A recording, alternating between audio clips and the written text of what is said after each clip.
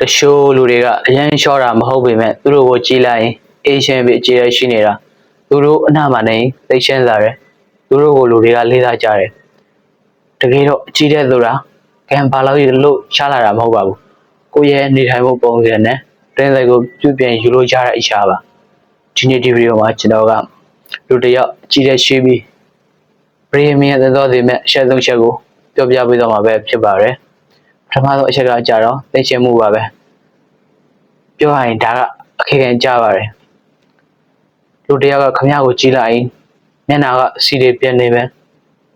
စပင်တွေကဖုံတွေထားနေမယ်ဘဝရဲ့အစားကနန်းဖင်နေမယ်ဆိုရင်ဘလောက်ပဲ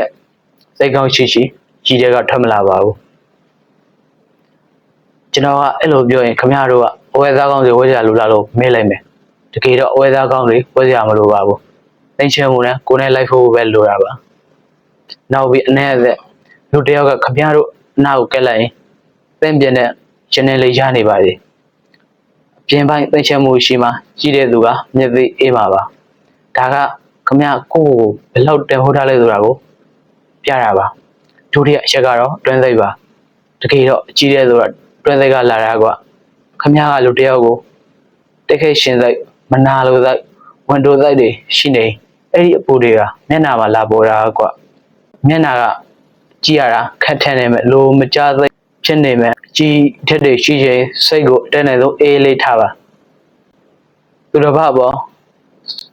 စိတ်ကောင်းစေတနာကောင်းတွေထားပါစိတ်ကောင်းရှိတဲ့သူတွေမျက်လုံးတွေကတောက်ပါတဲ့ကွာအဲ့ဒီမျက်လုံးကလာတဲ့အတင်းကိုဘေးမိတ်ကနေမှာပြုပြင်ယူလို့မရပါဘူးနောက်ဆုံးအချက်ကကြတော့အမိုးရပါကားပြောတဲ့ကလော်တကြီးမပြောပါနဲ့လှုပ်ရှားမှုတွေကလေအရင်ကြီးကြရုံကလည်းမဖြစ်ပါသေးနဲ့ညီနဲ့အေးစစ်စစ်နေတဲ့သူတွေကပိုးပြီးအကြည့်ရရှိရလို့ထင်ရတယ်ပြုံးပါပြုံးတဲ့အခါမှာလေခိုင်ဆောင်ပြုံးမဟုတ်ပဲကျိုးသားပြုံးပါတစ်ဖက်လုံးနဲ့စကားပြောတယ်ကသေချာလေးနားထောင်ပေးပါအဲ့ဒါကခမရခုကိုကြံဖို့တဲ့သေးတယ်လို့ကြီးရတယ်လေအရင်ကအတန်းရှိသေးတယ်ကွာကဲအခုတော့အကြည့်ရရှိဖို့ဆိုတာအရင်ခက်ခဲတဲ့အရာမဟုတ်ပါဘူးခမရကကိုယ်သိချအောင်နေမယ်စိတ်ကောင်းအောင်ထားမယ်တည်တည်ငြိမ်နဲ့နေမယ်ဆိုရင်